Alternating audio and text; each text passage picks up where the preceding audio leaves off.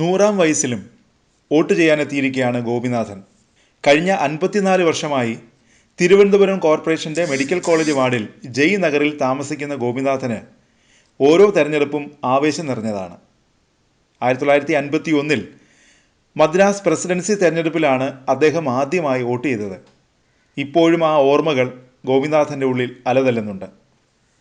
കുടുംബത്തിലെ എല്ലാവരെയും വോട്ട് ചെയ്യിപ്പിക്കുന്നതിലും ഗോപിനാഥൻ ഇപ്പോഴും ശ്രദ്ധാലുവാണ്. 5 വർഷം കൂടുമ്പോൾ നമുക്ക് ലഭിക്കുന്ന അസുലഭ സന്ദർഭമാണ് വോട്ട് ചെയ്യാനുള്ള അവസരം. അന്നാണ് യഥാർത്ഥത്തിൽ പലർക്കും നമ്മൾ പ്രധാനപ്പെട്ട ആളാകുന്നത്. ആ അവസരം നമ്മൾ വിനിയോഗിക്കുക തന്നെ വേണമെന്നാണ് ഗോപിനാഥൻ പറയുന്നത്. മലബാറിൽ എഞ്ചിനീയറായി സേവനമനുഷ്ഠിക്കുമ്പോഴായിരുന്നു മദ്രാസ് പ്രസിഡൻസി തെരഞ്ഞെടുപ്പ് വന്നത്. അന്നായിരുന്നു ആദ്യമായി സമ്മതിദാനാവകാശം വിനിയോഗിച്ചതെന്ന് ഗോപിനാഥൻ ഓർക്കുന്നു.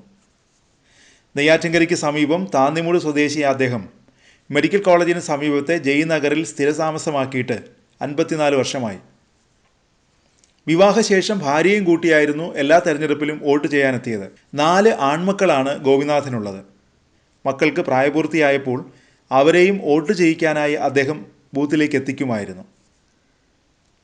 ഭാര്യ കമല ഗോപിനാഥൻ 2 വർഷം മുമ്പാണ് മരിച്ചത്. തിരുവനന്തപുരത്തെ CETയുടെ പൂർവ്വ വിദ്യാർത്ഥിയായിരുന്നു ഗോപിനാഥൻ. തൻ്റെ കരിയറിൻ്റെ ഭൂരിഭാഗവും PWDയിൽ സേവനമനുഷ്ഠിച്ചിട്ടുള്ള അദ്ദേഹം കുറച്ചു കാലം വനംവകുപ്പിൽ ഡെപ്യൂട്ടേഷനിൽ പ്രവർത്തിച്ചിട്ടുണ്ട്. വിദേശത്തുള്ള മക്കളെ നാട്ടിലേക്ക് വരുത്തിയാണ് ഗോപിനാഥൻ ഓരോ തെരഞ്ഞെടുപ്പിലും വോട്ട് ചെയ്യിപ്പിക്കുന്നത്. ഇത്തവണത്തെ തദ്ദേശ തെരഞ്ഞെടുപ്പിലും മക്കളോടൊപ്പമാണ് ഗോപിനാഥൻ മെഡിക്കൽ കോളേജ് സ്കൂളിൽ വോട്ട് ചെയ്യാനെത്തിയത്. 100 വയസ്സ് എത്തിയെങ്കിലും അതിൻ്റെ യാതൊരു അവശതയും ആ മുഖത്തില്ല.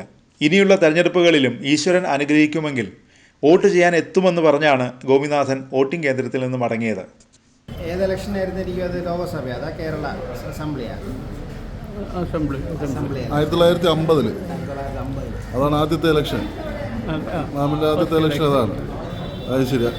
അപ്പോഴും ഓർമ്മയുണ്ടോ ആ സമയത്തൊക്കെ ഇലക്ഷൻ പ്രവർത്തനങ്ങളൊക്കെ? ഓർമ്മയില്ല. ഈ അടുത്ത കാലത്ത് ഒരു 10 വർഷത്തിനകത്തുള്ളൊരു എക്സ്പീരിയൻസ് പറയാൻ പറ്റുമോ? ഇപ്പോഴത്തെ അന്നത്തെ മാറ്റങ്ങൾ ഇപ്പോൾ ഓർത്തെടുക്കാൻ പറ്റുന്നുണ്ട്? പണ്ട് റോഡും പരിപാടിയൊക്കെ അച്ഛൻ ചെയ്തിരുന്ന കാലത്തെ എക്സ്പീരിയൻസ് പറയാമോ? ഡെവലപ്മെൻറ്റ് വർക്ക് ചെയ്തിരുന്നത് പറയാം. നമ്മൾ കോട്ടയത്തെ കോടിമ്പുഴ റോഡ് ഉണ്ടാക്കി. ശരി. വീട്ടിലുള്ള എല്ലാവരും ഇതായാലും വോട്ടിടാൻ വരാറുണ്ടോ? അച്ഛനെ പോലെ ഏതായാലും എല്ലാവരും എല്ലാ വർഷവും വോട്ടിടാൻ വരാറുണ്ടോ? വീട്ടിലുള്ള മക്കളൊക്കെ എല്ലാ വർഷവും വോട്ടിടാൻ വരാറുണ്ട്. വോട്ട് ചെയ്യിപ്പിക്കും. അത് ശരി.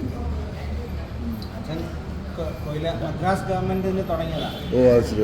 പിന്നെ മലബാർ റീജിയൻ, കൊച്ചി റീജിയൻ, എന്തായിരുന്നു PWD ആയിരുന്നു. ഓ, അത് ശരി. College of engineering. ഓ, അത് ശരി. അവിടെ ആയിരുന്നു. ഓ, എല്ലാം അവിടുത്തെ കയറാണ്. അത് ശരി. അപ്പോൾ ജനങ്ങളുമായിട്ട് അടുത്ത് നിൽക്കുന്ന ഒരു ഡിപ്പാർട്ട്മെൻറ്റിലാണ് ജോലി ചെയ്തിട്ടുള്ളത് അല്ലേ? ഉണ്ടായിരുന്നു.